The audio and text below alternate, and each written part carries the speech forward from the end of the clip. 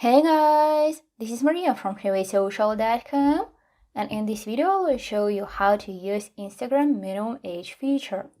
Instagram provides you the ability to control the age of your Instagram content's viewers. Follow these steps and you will figure out how you can do it.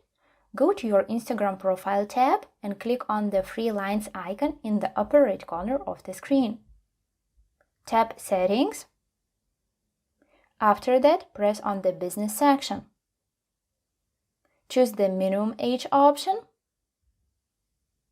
Now you can add a default minimum age that will be applied to users regardless of their country, or you may use a minimum age by country.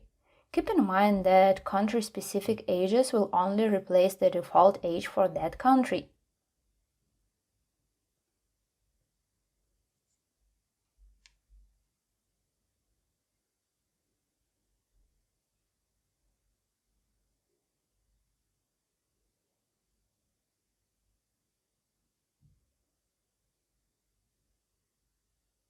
Once you enter age limits, hit the checkmark icon in the top right corner in order to save changes.